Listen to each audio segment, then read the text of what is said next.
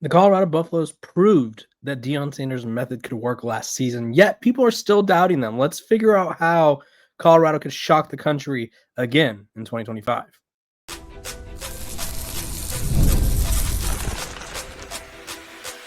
You are Locked On Buffs, your daily podcast on the Colorado Buffaloes, part of the Locked On Podcast Network, your team every day.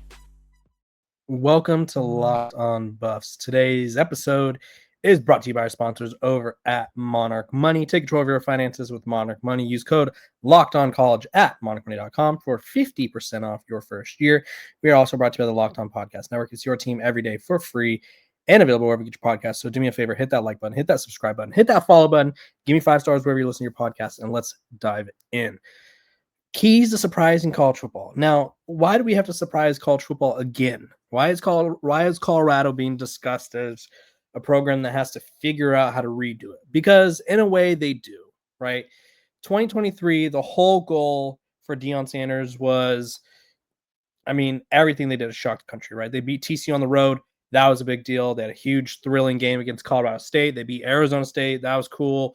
And then all of a sudden it just went right. And the first month or so was surprising. It was shocking. It was spectacular. It was fun. And then they fell off, right? So then the keys the next season were to sustain success, to find success. And in 2024, Colorado did that, right? They proved you could win with transfer portal players.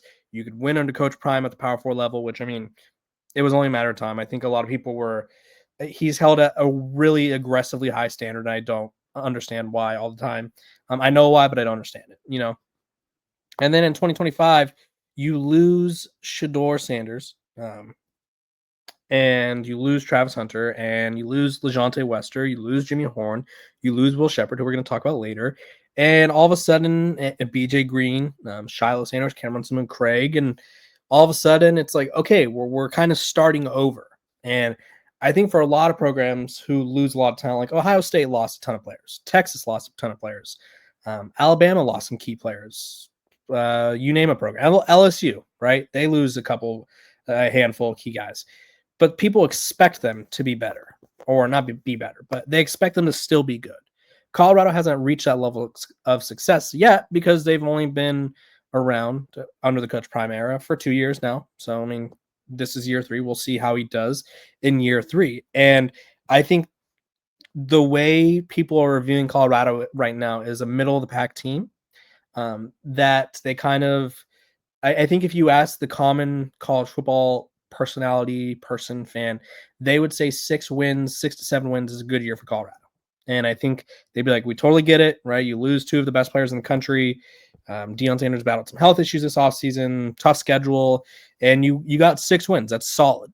And I'm here to tell you that's not what Colorado wants, and that's not what Colorado is going to strive for. So here are some of the ways I think Colorado can shock the world, shock the country. Balance on offense and defense, right? Balance is simply being, you don't have to be equally as good, but your 2 sides of the ball have to be complementary, right? Colorado's defense last year was the best pass rushing team in the Big 12. One of my hot predictions, my hot takes, if you will, was that they'll be able to do that again this year, because I do think I have a lot of faith in Keaton Wade, Samuel Kunalola, Arden Walker, Jaheim Otis in the middle, Quincy Wiggins. Like I think that there's guys, there's dudes who could still replicate what they had last year. I really think that's a possibility. I think their corners, right? You have DJ McKinney, you have RJ Johnson, you have Preston Hodge, even the safeties, Tafik Byard and Carter Stottmeyer. I think that's one of the best secondaries in the Big 12. I really do. So you just need your linebackers to step up. You need the defense line to be physical. The offense doesn't have to be the most explosive in the country, right? Colorado had one of the more explosive offenses in college football last year, at least in the passing game. You don't need that again, but you do need your offense to give you something, right? So being balanced is step number 1. That's the key to being able to shock some teams, because you're going to have to score some points. You're going to have to stop some teams, right? That's the name of the game. Conversion rates, right? You have to be effective in third down and red zone. I think Colorado at times struggled in the red zone because, you know what? It was like, hey, we are not a good running team, right? So if we can't run the ball and we have to rely on Shedeur Sanders, it's like, we have to rely on Shedeur Sanders to do everything for us. It gets a little tricky, right? And so this is where Colorado ranked last year in red zone scoring, and they were 81st, which not great. In their red zone, they had 51 red zone attempts. Of those 51, 33 ended in touchdowns. 9 were field goals. So 42 scores overall, which 82.4%. But you really need to finish drives off, right? Especially in the Big 12 where games are going to be decided by touchdowns, right? I think that was pretty obvious last year. I'm going to pull up Colorado's schedule right now just to sort of show you how close the games were, because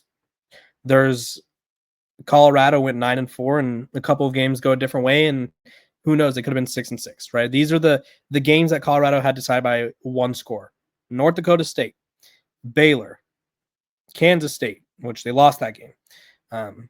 So that goes a different way. They win that game. Who knows, right? And so that's 3 games right there.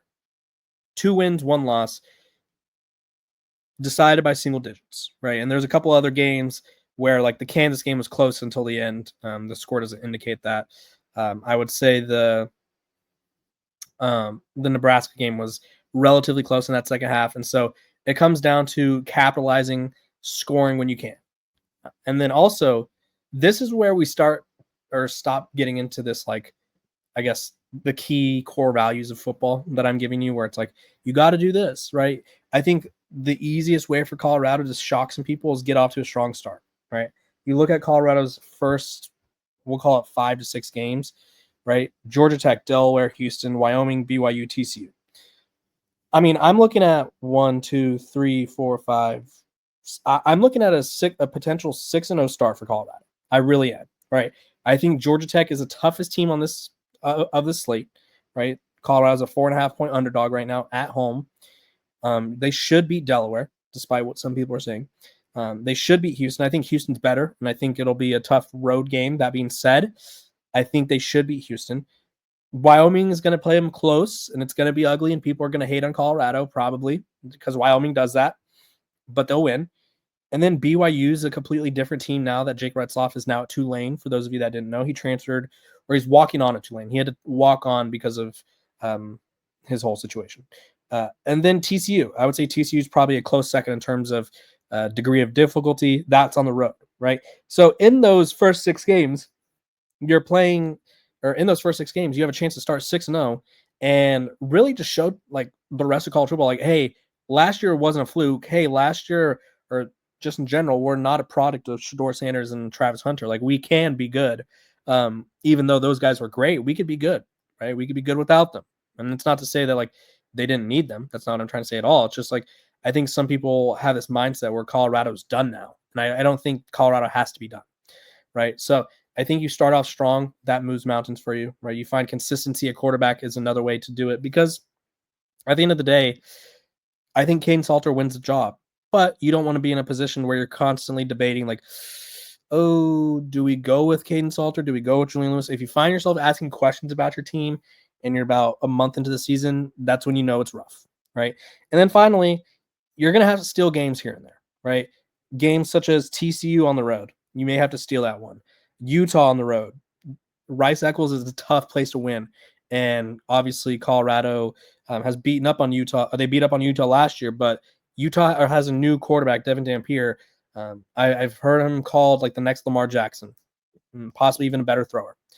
Super athletic guy, big arm, is not afraid of anybody. He went up against Auburn and absolutely torched Auburn. Let me show you guys. Let me tell you guys about his stats last year, just so you know what I'm talking about. So New Mexico lost to Auburn 45-19. That being said, he threw for 291 yards and a touchdown, and he had a lot of huge plays. They played Arizona, lost to them by a lot, but 260 yards, 3 touchdowns, and another 2 touchdowns on the ground, 130 yards rushing. He had a game of 200 yards rushing. He had a game of 193 yards rushing. So against Washington State, mind you. which they pulled off the upset. So that you got to steal a game there. You got to steal. I mean, one of Colorado's last couple games, I think, will be a difficult one as well because, I mean, Colorado's schedule does them no favor. So you got to steal a game when you can, right? To end the season, they play at West Virginia, against Arizona State, at Kansas State. Now, West Virginia is going to be bad, but going into Morgantown and beating them, it's a different story. Arizona State, I think they're going to be good, but you get them at home, right? You get Kansas State on the road, and Kansas State's going to be a really good team. They're probably going to be playing for a Big 12 title or be in the mix for it. So those are my keys to surprising college football, right? It's sort of an onslaught of like, you have to do things the right way. You have to be efficient when you can, and you got to steal some games here and there. You got to be able to win those close scoring games because the Big 12 is going to be built off of those. I promise you that. When we come back, we're going to talk about Memphis getting rejected by the Big 12 and why I don't think that's the worst thing. And it kind of shows the Big 12 is not settling. But first, let's take a quick break.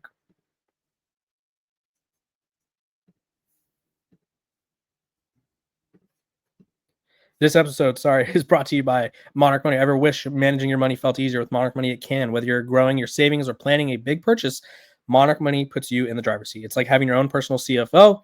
Take control of your finances with Monarch Money. Use code LOCKEDONCollege at monarchmoney.com for 50% off your first year. That's monarchmoney.com. Code LOCKEDONCollege for half off your first year.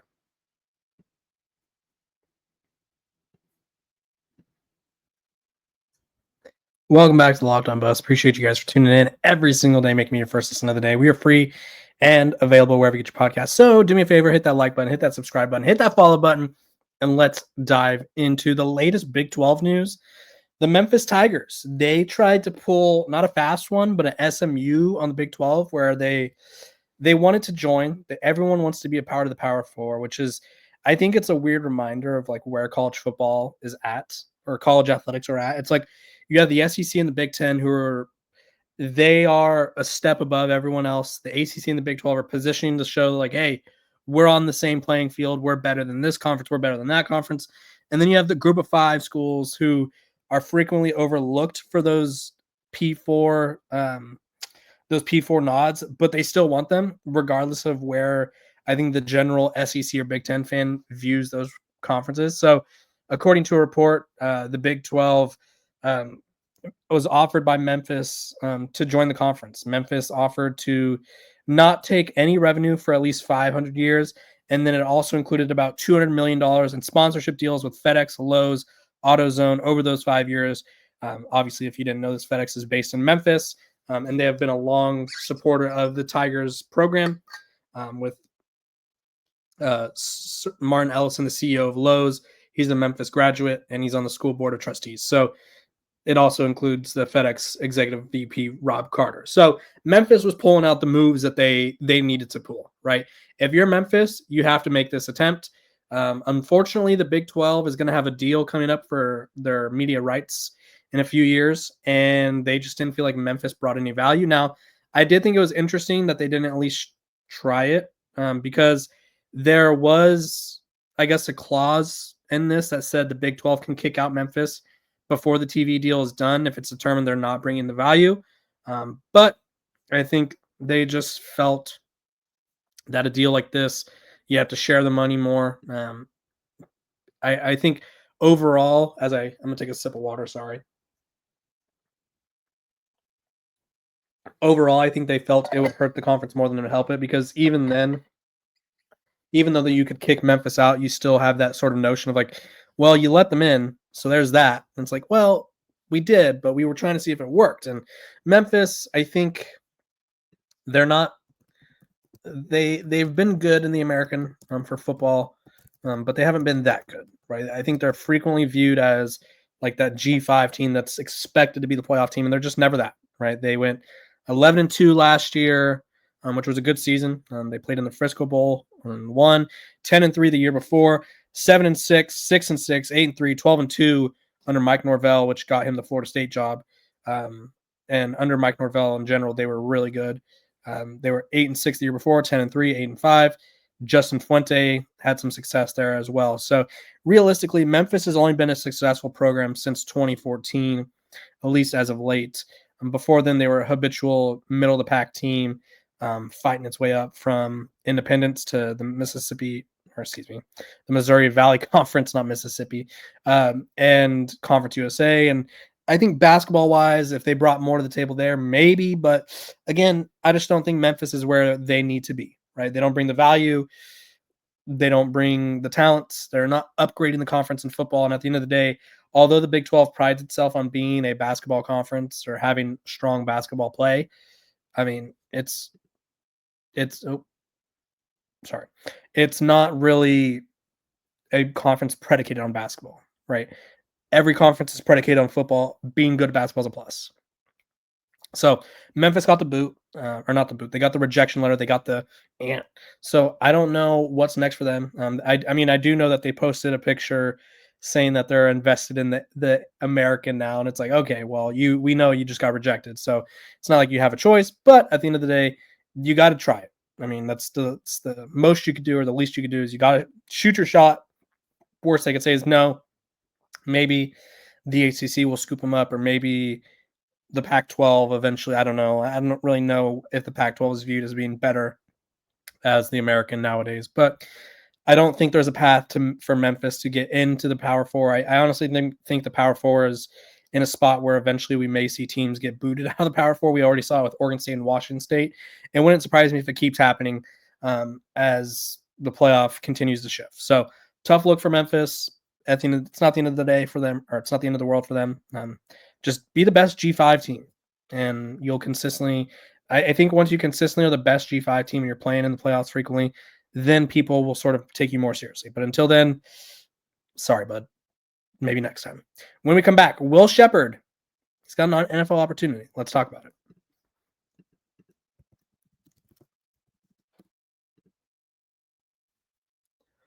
Welcome back to Locked On Buffs. Appreciate you guys for tuning in every single day, making me your first listen of the day. We are free and available wherever you get your podcast. So do me a favor, like, subscribe, follow, and let's have some fun. Former Colorado and Vanderbilt, technically, wide receiver Will Sheppard. He was a great player for the Buffs this past year, actually. I think he had some injury issues, had some drop issues, but at the end of the day, he made plays when they needed him. He was a red zone threat. He's big. He's physical. I saw him at the Shrine Bowl. Really big dude. Really stout. Really just – he's a brute. Like, he's a big guy, and he was bigger than all the corners, all the safeties. But unfortunately, he failed his physical.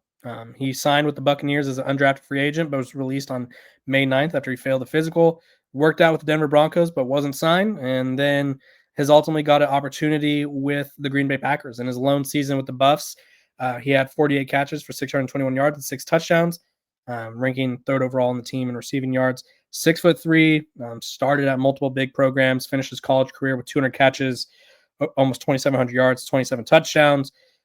He was a 3-star recruit, ranked as a 1,004th player in the country, 167th receiver. And he was a guy that had some drop issues. He wasn't always that consistent at Vanderbilt. That being said, I think he really put things together. I think Deion Sanders instilled that, like, hey, I believe in you no matter what, so please go out there and make some plays for us. And he did just that, right? He had the one-handed catch against Arizona. He had a handful of big plays, right? I think Will Sheppard, he had a big catch against UCF. It was the diving catch. I don't think it was a touchdown. I think it was near the end zone, though. I could be wrong. It might have been a touchdown. I don't remember if they ended up calling it a touchdown. But he had a great game against Utah, 5 catches for 71 yards, 2 tuds. His best game was against UCF, 4 catches for 99 yards. Longest catch was 47 yards. He kind of burst onto the scene after the Colorado State game. Colorado State game, he had 7 catches for 61 yards. Baylor, he had 1 catch for 5 yards. And I think he dropped the Hail Mary, the initial one, and then they hit Legendre the next play. And then from then on, he was just a really consistent guy. 8 catches against Texas Tech. So you're getting a big target, someone who could be a possession receiver, someone who can make plays. The Packers have a unique sort of wide receiver room. They also have Matthew Golden, who was their first wide receiver taken in forever, if not ever, in the first round. And Jordan Love's got some weapons, and I like Will Sheppard. Like, I think he's going to figure it out.